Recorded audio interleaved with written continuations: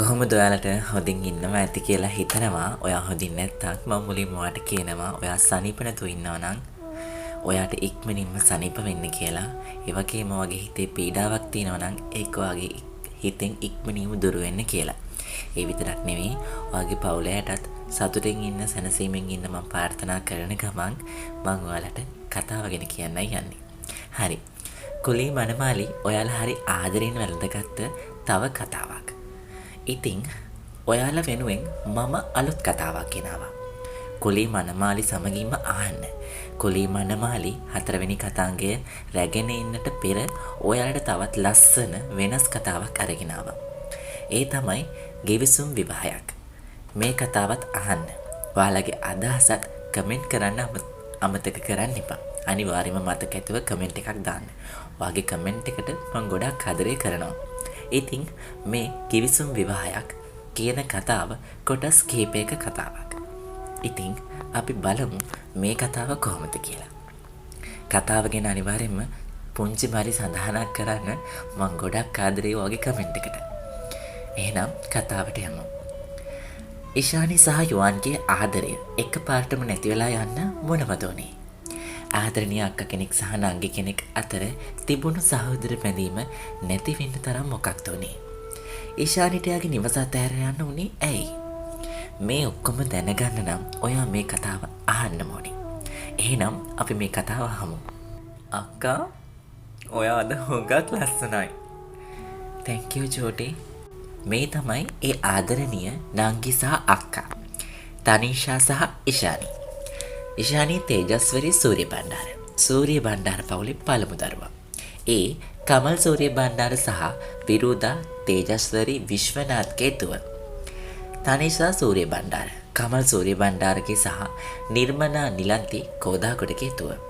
ඇයත් ඉෂානිත් අතර තියෙන බැඳීම අහසට පොළොව වගේ. තනිෂා අහංකාර නැහැදිච්ච තරුණියක්. ඉෂානි නිහතමානී අහිංසක තැම්පත් තරුණියක්. තනිෂා ඇගේ මව්වන නිර්මලාගේ අඩිපාර යමින් හැදුණු තරුණියක්. ඇය ළඟ සංවරකම යහගුණ කිසිම දෙයක් නැහැ. ඇය ඉස්සරහා ඇගේ හැම වැරදි වැඩක්ම වහන්න නිර්මලා විශාල පර්වතයක් වගේ හිටියා. නමුත් ඉෂානි ඇගේ මව නැති වුණත් ගුණ යහපත්ව හැදුණා. ඉෂානි තම මවගේ සෙවණැල්ලටත් සමානයි. ඇය රූප ස්වභාවයෙන් ඇගේ මවට හරියටම සමානයි. ඉතින් ඉෂානිගේ පස්සේ පැමිණි තරුණියන් අතරින් අවුරුදු 3ක් බලාගෙන ඉඳලා ඉෂානිගේ පියාගේ කැමැත්ත දිනාගෙන අද ඉෂානිගේ සුරතම තමන්ගේ මුළු ජීවිතේම කරගන්න යන්නේ යුවන් මේක ධර්මසේන පතිරාජ. ඉතින් මං ඔයාලට කියවනේ ඇත්තටම ඉෂානිගේ රූපය ඉන්දියානු ටෙලිනාට්‍ය නිලියක් වන ආචල් සාහෝගේ රූපයට සමානයි. ඒ නිසා ඇගේ පස්සෙන් තරුණයන්ගේ ලොකු ආකර්ෂණයක් තිබුණා. කෙසේ නමුත් පතිරාජ පවුලේ පළමු සහ එකම දරුවා තමයි යුවන් මේක ධර්මසේන පතිරාජ. ඒ යසරත්න ධර්මසේන පතිරාජගේ සහ රාජනී කළුගාල්ලගේ එකම දරුවායි. යුවන් ඉෂාන්ට ආදරයෙන් බැඳින්නේ පේරාදෙණිය විශ්වවිද්‍යාලයේදී. ඉෂානි මුල්ම වරට යුවන්ට කැමති වුණේ නැහැ. ඉෂානි යුවන්ට කැමැත්ත නොදුන්නත් යුවන් අවුරුදු 2ක් ඉෂානිගේ පියාටත් ඉෂානිටත් තමන්ගේ පෙනුම සහ ගතිගුණ කෙරෙහි අවධානය යොමු කරවීමට නොසෑහෙන උත්සාහ කරා. ඒ උත්සාහය සාර්ථක වෙන්නේ 3 වෙනි අවුරුද්දේදී. ඒ යුවන්ගේ පියා සහ ව්‍යාපාරික ලෝකයේ බලවත් නමක් රඳවාගෙන සිටින කමල් සූර්ය බණ්ඩාර මහතා අතර ඇතිවන ව්‍යාපාර හමුවකදී. මෙච්චර කාලයක් අපේ ළමයි හඳුනාගෙනත් අපිට මුණ ගැහෙන්න බැරි වුණා නේද කමල් මහත්තයා? ඒකට කමක් නැහැ. අද මුණ ගැහුණානේ. ඔවුන්ගේ ව්‍යාපාර හමුවේදී මුණ ගැහෙන ඉෂානි සහ යුවන් තමන්ගේ හැඟීම් කෙරෙහි අවධානයක් නම් දෙන්නේ නැහැ. ව්‍යාපාර හමුව පැවැත්වෙන්නේ එලිමානක. ඒ තමයි හෝටල් කැන්ඩි සිටි. හෝටල් කැන්ඩි සිටි කියන්නේ තරු පහේ හෝටල් අතර 4 වෙනි තැන තිනාගෙන සිටින ස්ථානයක්. ඉෂානිගේ පියා සහ යුවන්ගේ පියා දෙදෙනා කැන්ඩි සිටි හෝටලේ උඩුමහලේ පිහිටි එලිමාන් අවන්හල් පරිශ්‍රයේ ව්‍යාපාරික කතාවක නියැලී සිටින අතර විශාල කලබලයක් සිද්ධ වෙනවා. ඉෂානිගේ ඇස්වලට දකින්න දේ නිසාම ඉෂානි උඩුමහලේ පිහිටි අවන්හල් පරිශ්‍රයේ ඇය ඉඳගෙන හිටපු ලීපුටුවෙන් වේගයෙන් නැගිටලා දුවන්න ගත්තා. ඒ වෙන කොහෙවත් නෙවෙයි. උඩුමහලේ පිහිටි තරමක ගල් බැම්මක් සහ යකඩ අත්වැටකින් පිහිටි සඳුළු තලයක් දෙසට. ඇය දකිනවා අවුරුදු 7ක් 8ක් වයස ඇති ගැහැණු ළමෙක්. ඒ සඳුළු තලෙන් එළිය පිහිටි මල් පැල තවන්නට එබෙනවා. ඉෂානි දුවගෙන යනවා. යුවන් දකිනවා. යුවන් අතේ තිබෙන බීම වීදුරුව බිමට වැටි කුඩු වී විසිරී ගියා. ඉෂානි ගැහැණු දරුවව වේගෙන් ඇදලා සඳුළු තලෙන් ඉවතට කරත් ඇයට ඇහැ නොගැටෙන මල් පැලවලට වතුර දමන වතුර බටේ පැටලී ඇය සඳුළු තලෙන් එළියට විසිවෙනවා. ඇය ඇගේ අත් දෙකෙන් සඳුළු තලයේ වූ යකඩවට අල්ලගෙන හිටියා. ඇයවත් හිතුවේ නැති විදිහට ඇය අල්ලගෙන හිටිය යකඩවට ඇතහැරෙනවා. ඇය පහළට ඇද වැටෙනවත් සමගම ඇගේ දකුණු අතින් එක පාරටම උඩට ඇදලා අරගෙන ඇයව බදාගත්තා. පය වෙලා හිටිය කෙල්ල තමන්ව තුරුඩ කරගෙන ඉන්නේ කවුද කියලාවත් නොදැන ඒ පිරිමි පපුවට හේතු වෙලාම හිටියා. තවත් මොහොතක් යන්න කලින් යුවන්ගේ කටහඬ ඇයව පියවිසියට ගෙනාවා. "අයෝකේ වා හොඳින් නේද සුදු නෝනා?" යුවන්ගේ කටහඬින් ඉෂානි ඔහුගේ පපුවෙන් ඉවත් වෙලා යුවන් දෙස බලලා මෙහෙම කිව්වා. "ඔව් මම හොඳින් thank you." ඇගේ වචන වලට පෙරලා කොල්ලා මෙහෙම පිටු දුන්නා. "ඔයා මට කැමති නැතුව ඇති. ඒ වුණත් ඔයා මගේ පණ. මම ඔයාව පෙර ගන්න නැතුව මං කොහොමද ජීවත් වෙන්නේ? මං ගෙතත් කියනවා, හතත් කියනවා, හෙටත් කියනවා. මම ඔයාට ආදරෙයි. I love you. I love you." යුවන්ගේ මුවින් පිට වූ වචනයක් පාසාම ඉෂාන්ට තදින්ම දැනෙන්නේ ඇයද යුවන්ට ආදරය කරන බව තමන්ගේ හදවතට දැනෙන්න ඉඩ හරිමින්. තම පියාවන කමල් සූරිය බණ්ඩාර හැරුණම කෙදිනකවත් වෙන උණුසුමක් නොවිඳී ඇය යුවන්ගේ පපුවට ඉබේටම තුරුල් වෙමින් ඇගේ වචන වලින්ම යුවන්ට කතා කරා. යුවන් මමත් ඔයාට ආදරෙයි. මමත් ඔයාට ආදරෙයි. හැබැයි මාව කවදාවත් තාලා යන්න එපා. මම තාත්තිව විතරයි මේ ලෝකේ විශ්වාස කරන්නේ. හැබැයි දැන් මගේ තාත්තිගෙන් පස්සේ ඔයා මට කවදාවත් බොරු කියන්න එපා. මට කවදාවත් බොරුවක් කරන්න එපා. මාව අතහැරලා යන්නත් එපා. කෙල්ලගේ අහිංසක ඉල්ලීමට කොල්ලා මෙහෙම පිළිතුරු දුන්නා. "මම ඔයාට කවදාවත් බොරුවක් කරන්නේ නැහැ. බොරුවක් කියන්නේ නැහැ. ඒ වගේම මම ඔයාව කවදාවත් අතහරින්නෙත් නැහැ." ඉෂානි තේජස්වරී සූරිය බණ්ඩාර සහ යුවන් මේක ධර්මසේන පතිරාජගේ ආදර කතාව මෙහෙම ආරම්භ වෙනවා. එතෙන් පටන් හරියටම මාස 9කට පසු කමල් සූරිය බණ්ඩාරගේ නිවසට යසරත්න ධර්මසේන පතිරාජ පවුලෙන් විවාහ යෝජනාවක් ගෙන එනවා. ඒ වෙන කවුරුවත් වෙනුවෙන් නෙවෙයි, ඉෂානි වෙනුවෙන්. අද වෙනදාට වඩා ඉෂානිගේ හිත නොසන්සුන්. වේලාව උදෑසන 10:30ට වගේ ඇති. ඒ වන විට යසරත්න ධර්මසේන පතිරාජ ඇතුළු ඔහුගේ බිරිඳ රාජනී කළුගාල්ලගේ සහ ඔවුන්ගේ එකම පුත්නුවන වන යුවන් මේක ධර්මසේන පතිරාජද ඔවුන්ගේ ටොයටා මාදලියේ අදිසුක්කොකභෝගේ වාහනයෙන් කමල් සූරිය බණ්ඩාරගේ නිවසට ආවා. කමල් සූරිය බණ්ඩාරගේ නිවස විශාල නිවසක්. ඉන්දියානු ටෙලිනාට්‍යවල තියෙනවා වගේ විශාල වලව්වක් වගේ ආකාරයට නිමා කරු නිවසක් තමයි කමල් සූරිය බණ්ඩාරගේ නිවස. කමල් සූරිය බණ්ඩාරගේ නිවසට එන්නට පෙර හමුවන විශාල යකඩ ගේට්ටු දෙකකින් ඇතුන් තිදෙනෙකුට එකවරම ඇතුල් වෙන්න පුළුවන්. කමල්ගේ නිවස හඳුන්වා තිබෙන්නේ ශාන්ති භවන ලෙසයි. කමල්ගේ නිවසේ ඉදිරි දොරටු වසලට පැමිණි යසරත්න ධර්මසේන පතිරාජ එහි වූ විදුලි සීනුව නාද කරා. ඇතුන් දෙදෙනෙකුට පමණ ඇතුළු වෙන්න පුළුවන් ආකාරයේ විශාල දොරවල් දෙක ඇතුළෙන් යුර්ත කරි සුමනා. සූරිය බණ්ඩාර නිවසේ ප්‍රධාන සහ පැරණි මේකාරිය. "ආයුබෝවන් මහත්තයා, සුබ දැසනක්." ආචාර්ය සීලීව යසරත්න ධර්මසේන පතිරාජ ඇතුළු සැම පිළිගත් සුමනා ඔවුන් සමග පැමිණියේ සූරිය බණ්ඩාර පවුලේ විසිත්ත කාමරයට. විශාල පොකුරු විදුලි ලාම්පුව විසිත්ත කාමරයට ගෙනාවේ රාජකීය පෙනුමක් සහ ගාම්භීරත්වයක්. තැන තැන ප්‍රතාපවත් පෙනුමින් සූරිය බණ්ඩාර පවුලේ සමාජිකයන්ගේ ඡායාරූප විශාල රාමු තුල විසිත්ත කාමරේ සෑම බිත්තියකම එල්ලලා තිබුණා. විසිත්ත කාමරයේ සිට උඩුමහලට යාමට තිබෙන තරප්පු පෙළ මැදියේ පිහිටා තිබුණි.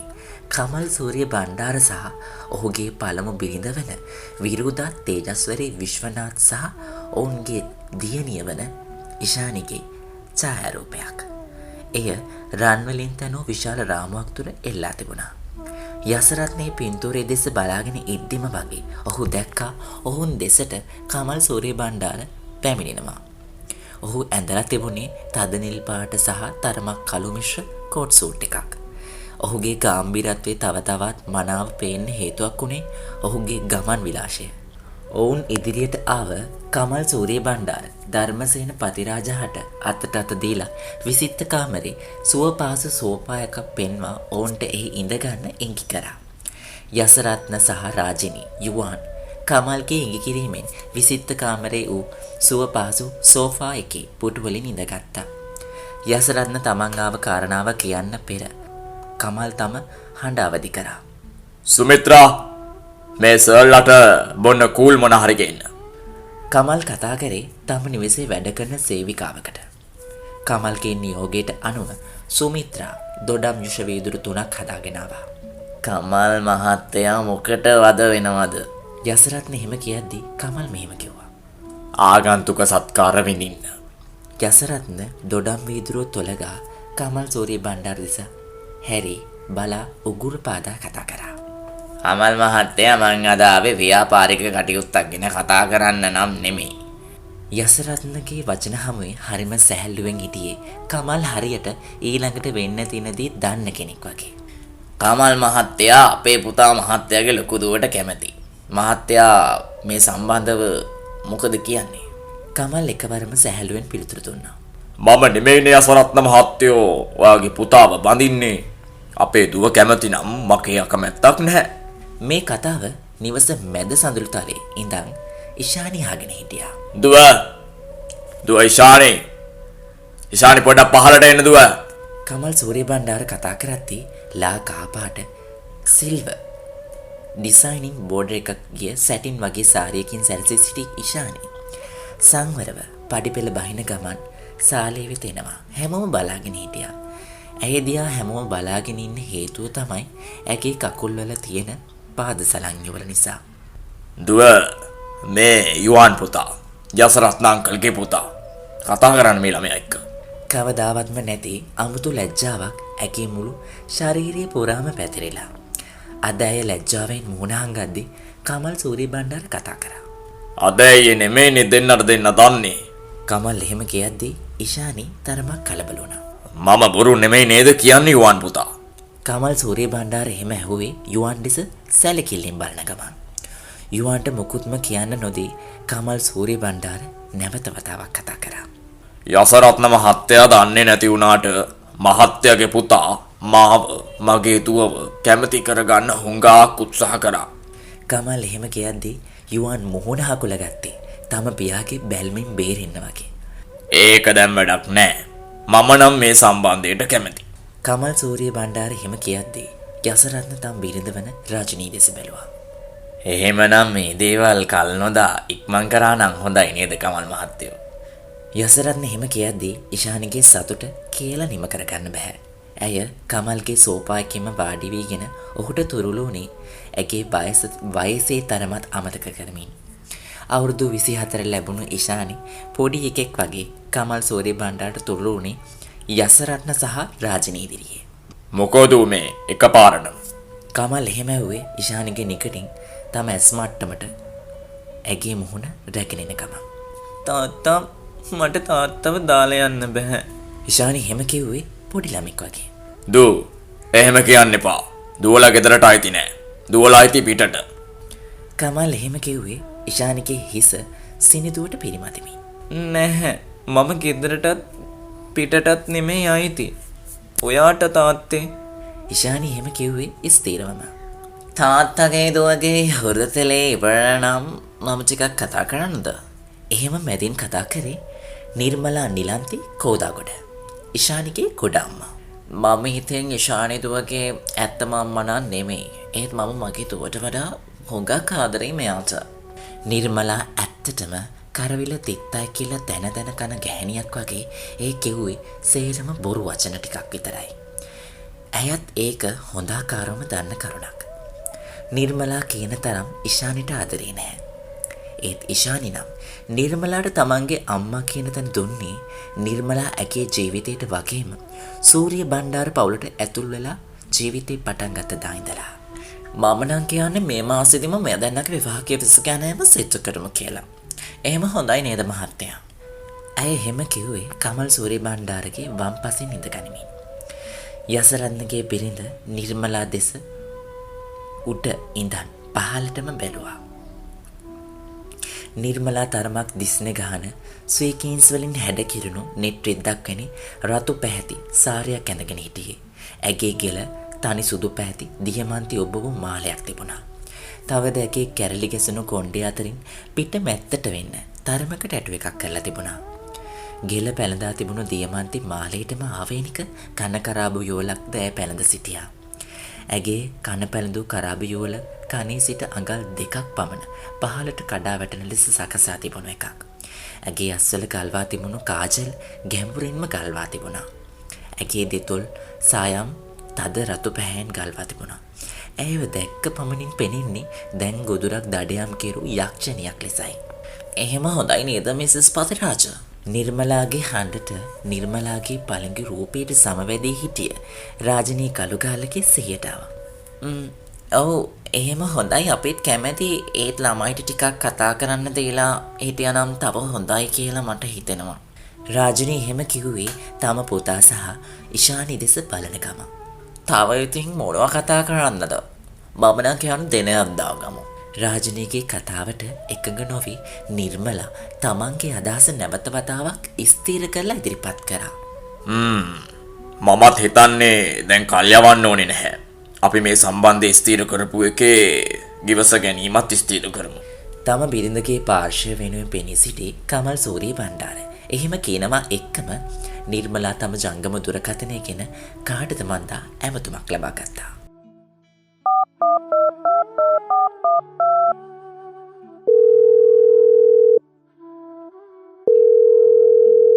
හෙලෝ සුප දවසක් වේවා පූජකතුමා. මම නිලම්ති කතා කරන්නේ. ඕනෝන කියන්න. මේ හදිසියේ මට කතා කරන්න ඕනේ. මොකක් හරි හදිසියද නෝන? දුරකථනයේ පිටුපසින් ඇමතුමට සම්බන්ධ වූ පුද්ගලයා එහෙම නිර්මලාගේ හඬට ප්‍රතිචාර දක්වනවා සමගම ඇය ඇගේ හඬ අලුත් කරා. නැහැ පූජකතුමා මම කතා කරේ මේ මාසේ විවාහ කටයුතු වගේ දෙයකට සුබ තියෙන දවසක් හෝ ළඟ දවසක් දැනගන්න. ඇය එහෙම කියනවා සමගම දුරකථනයේ පිටුපසින් ප්‍රතිචාර ලැබුණා. නෝන පොඩ්ඩක් ඉන්න. මම බලලා කියන්නම්. මේ මාසේනේ සුබ දවසක් තියෙනවා. ලබන සතියේ සඳුදා තියෙනවා. සුබ මොහොත. හැබැයි ඉතින් මේ සතිය විතරයි මේ සුබ මොහොත තියෙන්නේ. ඊට පස්සේ මාස 2ක් 3ක් වගේ යනකම් කිසිම සුබ කාලයක් නැහැ. හැබැයි මේ විවාහ ගොස්ස ගැනීම කටයුත්ත කරනවා නම් ගොඩාක්ම හොඳ දවසක් තමයි රාත්‍රී කාලේ. දවසේ හොඳම කාලේ රාත්‍රී කාලේදී නම් ගොඩාක් හොඳයි. හොඳයි පූජකතුමා මං අපිටමට පස්සේ කතා කරන්නම්. එහෙම කියලා නිර්මලා දුරකථන ඇමතුම විසන්ධි කරා. ඔන්න ඉතින් දවසත් හරි ජනවාරි 3 වෙනිදා. ඒ කියන්නේ ලබන සතියේ එන්ගේජ්මන්ට් එක කරන්න තියෙනවා. කවුරුත් කලබල වෙන්න එපා. මම ඔක්කොම බලා ගන්නම්. හරිම සැහැල්ලුවෙන් නිර්මලා යසරත්න ධර්මසේන පතිරාජ ඇතුළු ඔහුගේ බිරිඳ රාජනීටත් තම සැමියා වෙන කමල් සූරිය බණ්ඩාරහටත් තම පිළිතුරු ලබා දුන්නා. හරි. එහෙනම් අපි ඉතින් නෑය වෙනවා ඉක්මනින්. එහෙම කිව්වේ කමල් සූරිය බණ්ඩාර. ඉෂානිගේ සතුට අද කියා නිම කිරීමට නම් බැරි තරම්. නමුත් ඇයගේ මේ සතුටට එතරම් අවශ්‍ය තිබුණේ නැහැ. හරි වේගයෙන් දවස් කෙවිලා ගිහින් ඉෂානි සහ යුවාන්ගේ විවාහ ගිවිස ගැනීමේ දින උදා වුණා. ඔවුන්ගේ විවාහ ගිවිස ගැනීම යොදාගෙන තිබුණේ ග්‍රෑන්ඩ් ඔබරොයි හෝටලයේ. තරු පහේ හෝටල් අතර පළමු තැන දිනාගෙන තිබුණු මෙම හෝටලය මුහුදු තීරයට මුහුණලා මුහුදු සීමාවේ පිහිටා තිබුණා. විශාලත්වයෙන් සහ කාමර සහ තට්ටු ගණනාවකින් සමන්විත මෙම හෝටලය සීලුම නළු නිලියන් සහ ධනවතුන්ගේ ප්‍රධාන තැනක් දිනාගෙන තිබුණා. එදින ඉෂානි ගිවිස ගැනීමට ඇඳගෙන හිටියේ රතු පාට සහ ගෝල් පාට සියුම් හැඩ රටාවන් වලින් නිම වුණ සිල්වට් සාරියක්. රතු පාට සාරියේ බෝඩරය නිමා කර තිබුණේ රන් නූල් වලින්. සුදු පාට හමට ගැලපෙන චාම් මේකප් එකක් දාලා තිබුණාය. ඇත්තටම කිව්වොත් ඇය මේකප් විදිහට දාලා තිබුණ දෙයක් නැහැ. ඇය ඒ වෙනුවට කරලා තිබුණේ දෙතොල් වල ලා රෝස සහ රතු පාට මික්ස් වුණ ලිප්ස්ටික් පොඩ්ඩක් දෙතොල් වල ගල්වා තිබුණ එක පමණයි. ඇගේ ඉනින් පහලට කඩා හැලෙන දිය ඇල්ලක් වගේ කෙස් වැටිය අද තනි කොණ්ඩ කුලියකට මෙන් මෝස්තරයක් ආකාරයට සකසා තිබුණා. එම කොණ්ඩ කුලිය සම්පූර්ණයෙන්ම පිච්ච මල් වැලකින් සරසා තිබුණා. ඇගේ කරමාලය තනි සුදු පැහැති දියමන්ති වලින් තනා තිබුණා. කරාබු යුගලයන්ද සුදු දියමන්ති වලින් තෝඩු ආකාරයට තනා තිබුණා. ඇය ඇගේ මවගේ පෙනුමට අද හුඟක් සමානව තිබුණා. අම්මා අද ඔයා නැතුව ලොකු ගමනක් යන්න පියවර තියෙනවා අම්මා. මට ආශිර්වාද කරන්න. අද ඔයා හිටියනම් මං ඔයාගේ ඉස්සරහා මේ විදියට ලස්සනට ඇඳලා ඉන්නව දකිද්දි ඔයා මට කොහොම කතා කරයිද අම්මේ? මට ඔයාව ගොඩක් මතක් වෙනවා අම්මේ. ඒ වුණත් කමක් නැහැ. ඉන්න තැනක ඉඳන් මට ආශිර්වාද කරන්න. ඉෂානි තම මවගේ ඡායාරූපයක් වෙත ඇගේ හිතේ තියෙන සීලුම දේ කිව්වේ කඳුළු කැට දෙක තුනක්ම net වලින් බිමට හැලෙන්නට පොර කන විටමයි. දුව අද මට දුවගේ අම්මව දකින්න පුළුවන් දුව. ඒ දුවගෙන් මං ඇත්තටම අද ගොඩක් අසරණයි. ඔයා අද වගේ අම්මා වගේමයි පුතේ. ඇස් තුල කඳුළු තුනී වෙන්න ඉඩ හරමින් එහෙම කිව්වේ කමල් සූරිය බණ්ඩාර. ඔහු ඇත්තටම විරුදාට ආදරය කරා. ඒ නිසා අද ඉෂානිගේ රූපෙන් ඔහු තම පළමු බිරිඳ වන විරුදා තේජස්වරී විශ්වනාත්ව දැක්කේ වසර ගණනාවක මතකයේ ඔහුට නැවත මතක් කරමින්. අනේ තාත්තේ අම්මාද හිටියනම් කොච්චර සතුටු වෙයිද? ඉෂානි එහෙම කිව්වේ කමල්ගේ පපුවට හේතු වෙලා. දුව අම්මා කොහොමත් සතුටු වෙයි. හොයාගෙන ඒ ගැන දුක් වෙන්න එපා. අද සතුටු වෙන්න. අද ඔයාට ලස්සන දවසක් නේ. මම පහලට යනවා. ඔයා එන්න. හරිනේ? කමල් එහෙම කිව්වේ ඉෂානිට තියෙන සෙනෙහස උපරිමයෙන්ම දක්වමින්. කමල් පිටව ගිහින් විනාඩි 3කට පස්සේ වගේ ඉෂානිගේ කාමරයට ආයි තනේෂා.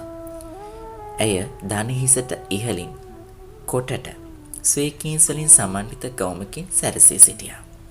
ඇය තම වැඩිමහල් සොහොයුරිය වන ඉෂානිගේ කාමරයට ආවේ ඇයව පහළ මහලයට එකගෙන යන්න. අක්කා අද නම් ඔයා හුඟක් ලස්සනයි.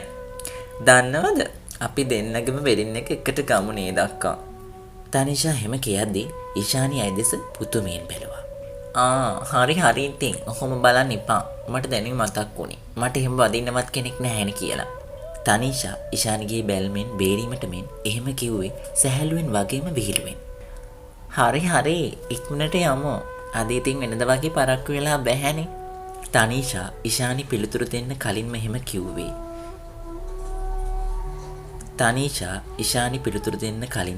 කිව්වා. ඉෂානිවත් එක්කගෙන තනිෂා පහළ මාලයට ආවා. ඉෂානි බබා අද හොඟක් ලස්සනයි මගේ නම් ඇස් වහක් වදින්න එපා. කො පොඩ්ඩක් එන්න. දැන් හරි. ඉෂානිට එහෙම ආදරෙන් කතා කරේ නිර්මලා. ඇයි ඉෂාන්ට එහෙම කිව්වේ ඇගේ ඇස්වල ආලේප කර තිබුණු අංජන වලින් තිලකයක් කන පිටිපස්සෙන් තියෙන ගම.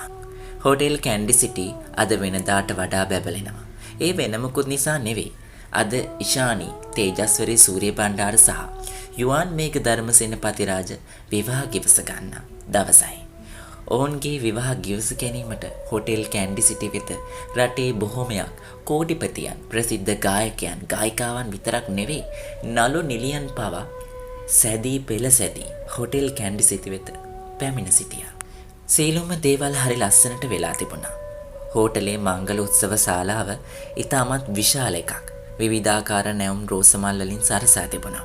ඔක්කොම අමුත්තු 300ක් පමණ ඇවිල්ලා හිටියා. අද හොටෙල් කැන්ඩි සිටිහි කමල් සූරිය බණ්ඩාර, යසරත්න ධර්මසේන පතිරාජ ඒ වගේම අමුත්තන්ගෙන් විතරක්ම පිරීතිරී තිබුණා. පැමිණි සිටි සියල්ලම මැද්දේ යුවන් සහ ඉෂානි විවාහ ගිවස ගත්තා. එදින සන්ධ්‍යාව ඉෂානිට හරිම ලස්සන එකක්. හැබැයි හෝරා කිහිපයකට පස්සේ සිදුවනදී කවුරුවත් දැනගෙන හිටියේ නැහැ.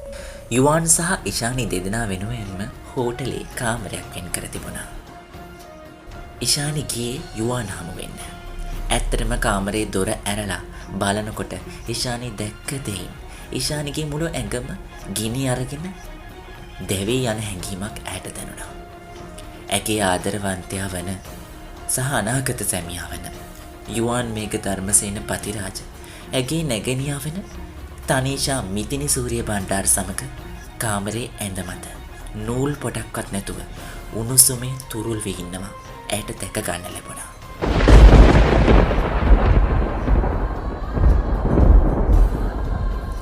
ඉෂානිව සම්පූර්ණයෙන්ම බිඳිලා අවසන්. ඇය වෙවුලන ස්වරයෙන් යුවන්ට කතා කරා. යුවන් ඇයි මට මෙහෙම කරේ? මොකද්ද මගේ වුණේ වරද? මට කියන්න. ඇය හිම කියනවා සමගම යුවන් ඇය දෙස බලා කලබලකාරීව තැති ගැන්මෙන් යුතු බැල්මෙන් වචන එකතු කරා. ඉෂානි මම මේ ඔයාට කියන්න හිටියේ ඒත් මට කියාගන්න බැරි වුණා. මට සමාව වෙන්න. මම තනීෂට ආදරය කරනවා.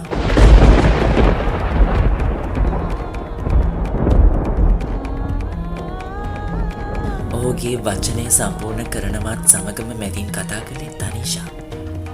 आपके युवान තනීෂට ඇගේ වචන සම්පූර්ණ කරන්න හම්බුනේ නැහැ. ඉෂානි එව නවතා කතා කරා. එයා මගේ නංගි වෙලත් මගේ මාදරේ උදට ගත්තද? මම ඔයාට මොකද්ද කරපු වරද චූටි? මං හැමදේම ඔයා වෙනුවෙන් පුංචි කාලේ ඉඳන් දුන්නා. මගේ කිසි දෙයක් මං ඔයාට අඩු කළේ නැහැ. ඇයි ඔයා මේ වගේ දෙයක් කළේ මට? මම ඔයාගෙන් කොච්චර ඇහුවද? යුවන්ට කැමති නම් මට කියන්න. මං ඔයාට යව දෙන්නම් කියලා. එහෙමනම් ඇයි මෙහෙම කරේ? මං ඔයාගෙන් මේ වගේ දෙයක් බලාපොරොත්තු වෙන්නේ නැහැ. මොකද මගේ නංගි මං කවදාවත් ඔයා මගේ අම්මගේ නෙමෙයි කියලා වෙනස්කම් කරෙත් නෑ චූටි. ඇගේ වේදනාව වචන කරනවත් එක්කම යුවන් නැවත කතා කරා. ඔයාව රිද්දන්න ඕනේ නෑ. මම උත්සාහ කරා කියන්න. බඩ සමාවෙන්න. මෙතන මගේ වරදක් නැහැ. මං ඔයාට ආදරය කරේ නැහැ. යුවන්ගේ වචන ඉෂානිගේ පපුවට ගිනි යකඩ කෙනිසක් හිඳා බහින්නාසේ දැනුනේ ඇයව සම්පූර්ණයෙන්ම අලු කරමින්. ඇය නැවත ඇගේ අවසාන වචන කීපය මුවින් පිට කළා. හොඳයි. මම එතකොට වැරදි. එතකොට මම නෙවැරදි. පල්ලෙහා ඔයා මාත් එක්ක මොකක්ද ඒ කරපු සෙල්ලම? හත ඔයා මාත් එක්ක ගිවිස ගත්තා. තව දවස් ගානකින් අපි දින කසාද බඳිනවා. එහෙම කියලා නේද ඔයා මට මෙහෙම ඇයි කරේ? හරි යුවන්. ඔයාලා දෙන්නගේ මේ සෙල්ලම මගේ තාත්තට කියන්න. මං ඔයාලා දෙන්නට සුබ පතනවා. මතක තියාගන්න. මම ඔයාට ඇත්තටමයි ආදරේ කරන්නේ. මතක තියාගන්න. එතකොට ඔයා තනීෂා ඔයාගේ මගේ කිසිම සහෝදර බැඳීමක් අදින් පස්සේ නැහැ. It's over. ඉෂානි එපමණක් කියමින් එම කාමරයෙන් නික්ම ගියා. කිසිම දෙයක් නොවුන ගානට ඉෂානි හැසිරුණා. ඇය අපේක්ෂා කළේ ඇගේ පියාවන කමල් සූරිය බණ්ඩාරාට යුවන් සහ තනීෂා ඔවුන්ගේ ඇත්තම කතාව කියයි කියලා. ඒත් ඇයට සිද්ධ වෙන්නේ ඇගේම නිවසෙන් එළියට බැහැලා යන්න. එහෙම වුණේ ඇයි? හැමදේම දැනගන්න නම් ඔයාට මේ කතාව ටිකටම අහන්න වෙනවා. මේ Novels AR. අමතක නොකර ඔයා අපේ නාලිකාවට අලුත් කෙනෙක් නම් අපේ නාලිකාව subscribe කරලා යන්න අමතක කරන්න එපා. හැබැයි subscribe කරන්න ඕන ඔයා කතා අහන්න කැමති නම් විතරයි. හරි. එහෙනම් ඉක්මනින්ම ඊළඟ කොටසත් අරගෙන ඉන්න. ඒ විතරක් නෙමෙයි බය නැතුව ඉන්න. කුලී මනාලිත් 4 වෙනි කතාංගය ඉක්මනින්ම දෙනවා. එහෙනම් සුබ දවසක් හැමෝටම බුදු සරණයි.